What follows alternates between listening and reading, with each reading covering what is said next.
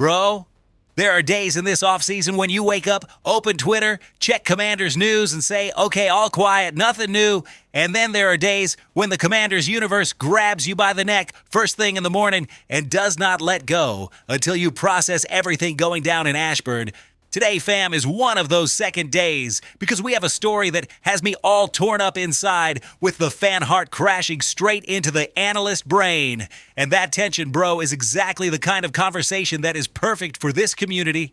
Today, we are going to talk about a goodbye that is still not official but is starting to feel more and more inevitable. We're going to talk about Bobby Wagner, 6 times All-Pro, future Hall of Fame lock, and about how the Commanders linebacker room is filling up with young blood in a way that makes it harder and harder to justify bringing that legend back. And then, bro, because this gets even more interesting, we're going to talk about the prospect that a lot of people are pointing at as the possible successor at that spot. A kid out of Ohio State named Sonny Styles, who has the draft world absolutely split down the middle. And at the end, I will tell you why David Njoku, veteran tight end from the Browns, could be the offensive piece Jaden Daniels has been waiting for. 3 stories, 1 through line. The future of the Washington Commanders is taking shape right now, and we are covering it in real time. Roll with me because this is way too good to miss. News 1, Bobby Wagner and the Commanders, the end of an era at linebacker. Listen, there are names in football that go beyond the stadium, beyond the season, beyond even the team that they play for. Bobby Wagner is one of those names, and this is not some lazy cliche about a veteran player. When you walk through the entire career, when you look at the numbers, when you understand what this person has meant to every locker room that has been stepped into, you realize we are talking about a human being who redefined what it means to be a linebacker in the modern NFL. 6 times All-Pro, 8 Pro Bowls, tackles leader in multiple seasons, and now at 35 years old with the contract expired and no team, Bobby Wagner is still waiting on a call that might or might not come from Washington. The news today, confirmed by John Keim from ESPN and echoed by multiple sources, is that the Commanders are open to bringing Wagner back. And this is the biggest but we have seen in this organization in a long time. The coaching staff is in love with what is in that room right now. Dan Quinn said it publicly, with the class and diplomacy that are a trademark, we would never shut the door on that player. We do feel like there are some players that are about to take off at that position. Bro, translate that however you want. In NFL coach language, that means there is respect, there is appreciation, but the future already has owners. And honestly, when you look at what Adam Peters built in the linebacker room this offseason, Quinn's argument carries a lot of weight. First and most important, Leo Chenal, 25 years old, signed in free agency straight out of the Kansas City Chiefs, one of the most sophisticated and intelligent defensive systems of the past decade in the NFL. Chenal is not walking in here to learn from scratch. Chenal shows up after playing in a scheme that demands tactical IQ, pre-snap communication, and positional versatility. That is exactly the profile Durante Jones wants in a base linebacker. Young, smart, athletic, and hungry for a bigger role because in Kansas City, there was always somebody in front. Then there is Frankie Louvu. Yes, the year 2025 was rough for that player. No sugarcoating, Louvu had a season below talent level and everybody saw it. But fam, when Frankie Louvu is used correctly inside a scheme that takes advantage of the burst and the ability to generate pressure from the second level, that player is a real headache for any offensive coordinator in the league, and with Durant Jones in charge with a serious reputation as a defensive innovator, there are real reasons to expect a bounce back from Louvu in 2026. And then there are the young projects, which are the most exciting part of this story. Jordan Magee, 5th-round pick in the 2024 draft, a linebacker with pure athleticism, natural instincts for the game, who last season showed real flashes of what can happen when there is space and real trust from the coaching staff. Kane Medrano, 5th round in 2025, who still has not seen meaningful defensive snaps, but has the frame and the mindset to contribute in a real way if given a shot. And on top of all that, Al Cajo, undrafted, who made the team after impressing in preseason and deserves a legitimate shot to prove there can be a role in the rotation. Now, let us be totally honest about Wagner's numbers, because that is what rules the day when you are talking about a player at this level. Last season, Bobby Wagner started all 17 games, 162 tackles, 4.5 sacks, 4 passes defensed, 2 interceptions. If those numbers came from a 26-year-old linebacker, you are talking about a monster contract and front-page coverage on every sports outlet in the country. Coming from a 35-year-old, that is called pride, professionalism, and confirmation that this person can still play football at the highest level in the league.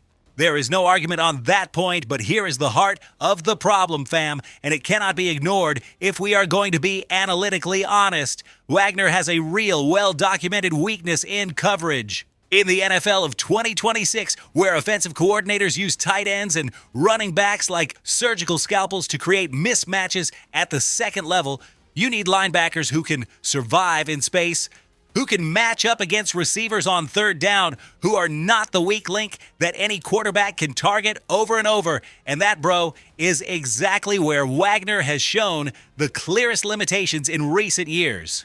It is not an insult. It is the reality of a player who evolved in a different era of the game and is now facing a brand of football that demands more and more from that position in coverage. What would it mean to bring Wagner back in this context? It would mean paying a significant check to a 35-year-old player who is going to be in direct competition with young players who need reps, who need trust, who need snaps to grow. And even though Wagner's value as a leader and mentor is unquestionable, as a locker room presence, as the person who shows Majee how to study a quarterback before a game, that role does not justify the cost of an active contract on a roster that has eyes locked on the future. And bro, that is said with all the respect in the world because Wagner deserves that respect and more. But there is a point where love for the player has to give way to roster building logic. And that moment for the Commanders and Bobby Wagner seems to have arrived. Bobby Wagner is going into the Hall of Fame. That is not up for debate. When that day comes in Canton with that gold bust up there, Commanders fans who watch that player lead this defense will be on their feet, but the present fam belongs to Leo Chenal, to Frankie Louvu, to Jordan Majee, and to the young players who are ready to take the torch. Thank you, Bobby, for real. That was exactly what this team needed at exactly the moment it was needed. Okay, bro. Now that we have processed the possible departure of the veteran, the natural question is, who fills that void? Who is the linebacker of the future in Washington? And this is where things get absolutely wild because there is a prospect in the 2026 draft who has the entire football world divided, who sparks more debate than any other player at that position, and who could easily be the answer to that question if the Commanders pull the trigger at pick 7. The name is Sonny Styles. And bro, get ready because this is crazy. News 2, Sonny Styles, the successor to Wagner in Washington. Fam, in the draft world, there are 2 types of prospects. There are the ones who give you instant certainty, the ones you look at on screen, and in 30 seconds, you know exactly what kind of player they will be in the NFL, what the ceiling is, what the floor is, and where they fit on a roster. And then there are the ones who give you that weird mix of fascination and confusion at the same time. The ones who make you say this is insane on one snap, and 2 plays later have you asking, wait, is this kid really ready? Sonny Styles, linebacker out of Ohio State, candidate to be picked at number 7 by the Washington Commanders, is absolutely, without any doubt, the second type of prospect. And that, bro, is both the most exciting and the most nerve-wracking part of the profile. Let us start with the physical numbers, because when you talk about Sonny Styles, those numbers are the first argument any team is going to throw out to justify a first-round pick. This person stands 6 feet 5 inches tall, weighs 244 pounds. That alone is already a statement. But then you go to the February Combine and things jump to a completely different level. 40-yard dash in 4.46 seconds, 10-yard split in 1.56, vertical jump of 43.5 inches. Broad jump of 11 feet and 2 inches, 3-cone drill in 7.09, short shuttle in 4.26. Bro, those numbers for a linebacker that size are not normal. Those are the kind of numbers that make scouts from all over the league look at each other like, are we all seeing this the same way? Because that kind of size and athletic combo does not show up every year. It does not even show up every decade. But before we completely fall in love with the Combine, We need to understand this player's story because it is key to evaluating the real risk of taking that prospect this high. Sonny Styles arrived at Ohio State in 2022 as a safety, spent 2 years playing as a box defender, appeared in 23 games, started 12, piled up 62 total tackles, 4 for loss, 2 sacks, 1 pass defense. Solid numbers for a young safety, but nothing screaming top 10 pick yet. Then in the spring of 2024, the Buckeyes converted that player to linebacker, and that, fam, is when the story flipped. In 2024, the first full season as a linebacker, Styles led the team with 100 total tackles, 10.5 for loss, 6 sacks, 5 passes defensed, all that in 16 games, including a national championship, second team All Big Ten in 2025. That player continued as the centerpiece of the Ohio State defense, this time with the added responsibility of calling the plays for defensive coordinator Matt Patricia. 82 total tackles, 6.5 for loss, 1 sack, the first interception of the career, 3 passes defensed, consensus All-American by multiple outlets. In 2 seasons at linebacker, this person turned into one of the most talked about prospects in the entire draft. Now comes the part that really matters. Who does Sonny Styles look like in the NFL? And bro, this is where it gets genuinely complicated because the comps that are floating around are completely opposite. On one side, there is Fred Warner, maybe the best active linebacker in the league, first team All-Pro 4 times, 7 straight seasons with more than 100 tackles, a player who understands football on almost a philosophical level. On the other side, there is Kyle Hamilton, the Ravens safety, who is basically a positionless defender, a weapon, a coordinator, can deploy anywhere on the field, who gives offensive structures nightmares. If Sonny Styles turns into a mix of those two, bro, we are talking about a generational linebacker that this league has not seen in a long time. But here's the real problem with those comps, fam, and it needs to be said straight because it would be irresponsible to skip it. Fred Warner was a 3rd-round pick, number 70 overall. Ray Lewis, maybe the best pure linebacker in NFL history, went at pick 26 in the 1st round. Luke Kuechly, the most NFL-ready linebacker many scouts have ever evaluated, went at pick 8. Patrick Willis, another elite player at the position, went at pick 11. Draft history is pretty clear that elite linebackers do not always show up in the very top picks. And history also says that when a team spends a premium pick on an athletic profile linebacker with real questions about development, the results can be brutal. And here, bro, is where the 2 comparisons that worry me the most about Styles come in, and every Commanders fan needs to process them before falling completely in love with the idea of drafting this player at 7. Isaiah Simmons, 6 feet 4 inches, 240 pounds, former safety converted to linebacker at Clemson, freak athlete at the Combine, pick number 8 overall by the Arizona Cardinals in 2020.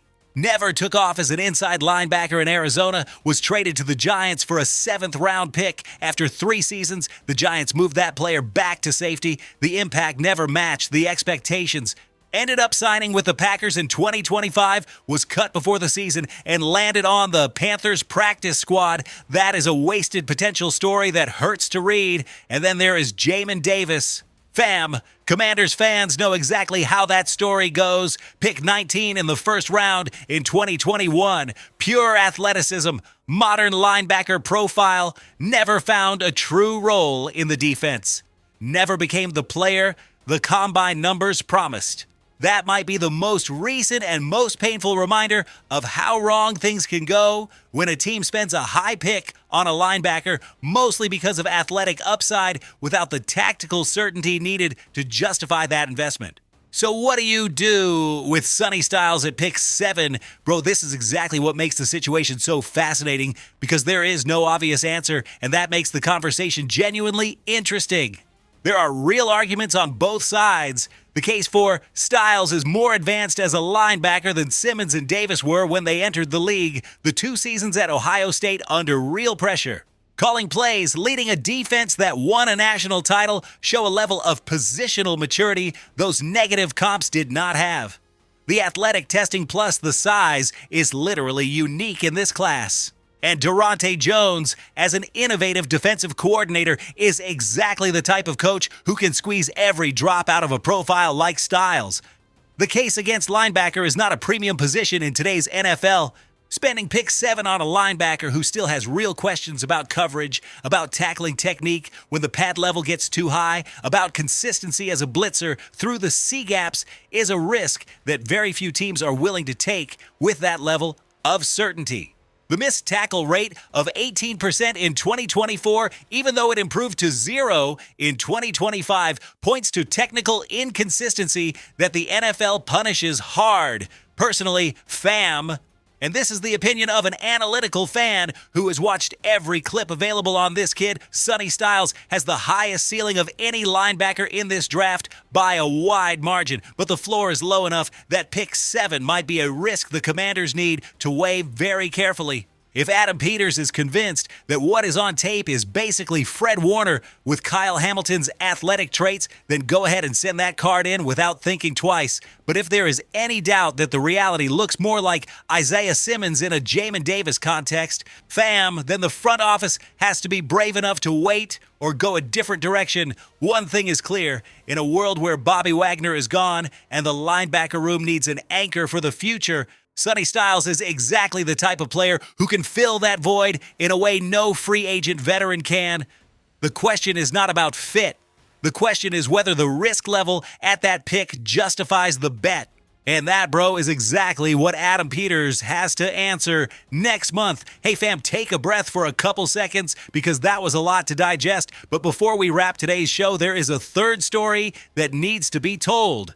Because while the Commanders figure out the defensive side, Jaden Daniels is out there waiting for more offensive weapons, and there is a veteran tight end on the market who could be exactly what this offense needs to get back to the playoffs in 2026.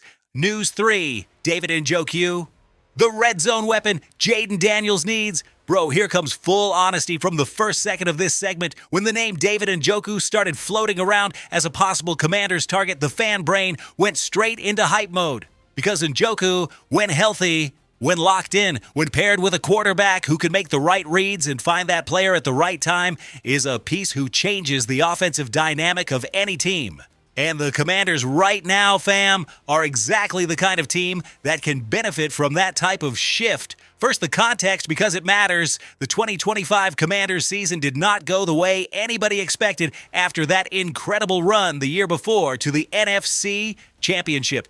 Jaden Daniels' injuries were part of the problem, but another part was the lack of offensive weapons with the right traits to complement Terry McLaurin and create the kind of positional variety defensive coordinators cannot solve with a single schematic tweak.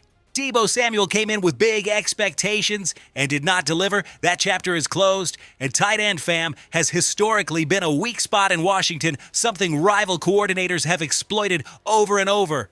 Why Njoku specifically? Because the physical and athletic profile is exactly what you want in a tight end in the NFL of 2026. 6 feet 4 inches, 245 pounds, can run seam routes that slower safeties just cannot cover.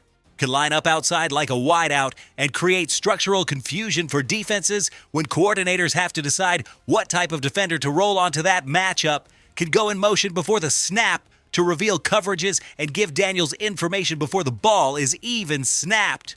And in the red zone, bro, a tight end with that size and that athleticism is a completely different proposition from anything Washington has had on hand. The 2025 numbers for Njoku matter, even with the fact that there were only 12 games played because of injury.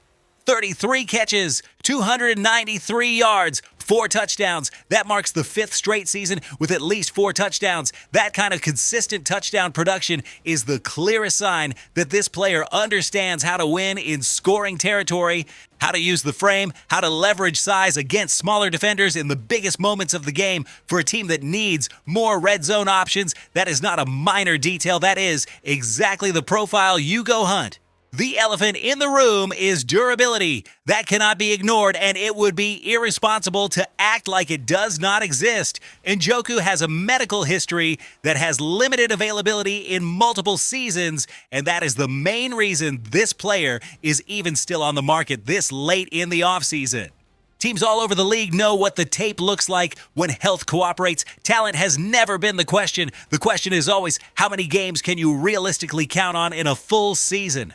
But here's the argument that makes the bet look worth it for Washington. If Adam Peters sets up a smart, short-term contract packed with incentives based on games played and real production, then the financial risk is fully contained.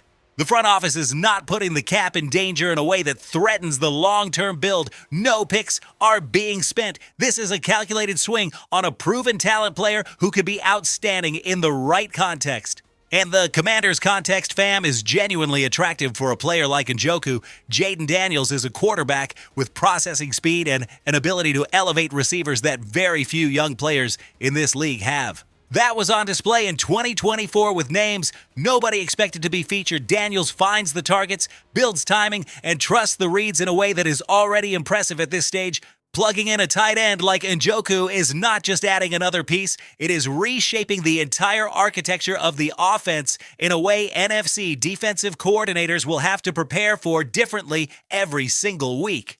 The final call belongs to Adam Peters.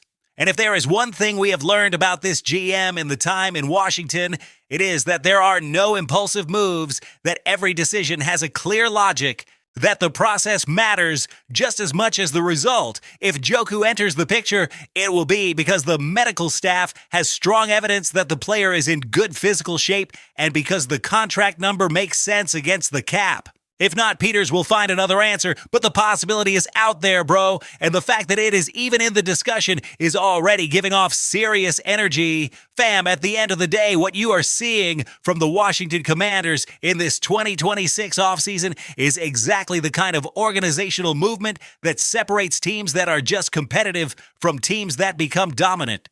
This is a team with the maturity to make hard calls, like possibly letting Bobby Wagner, a future Hall of Famer, walk away because the long-term plan matters more than short-term comfort. This is a team looking at the draft with the analytical clarity needed to evaluate a polarizing prospect like Sonny Styles without getting dragged around by pure combine hype. And this is a team that is keeping eyes wide open in free agency because the front office knows Jaden Daniels needs more weapons to get Washington back to where the team was in 2024.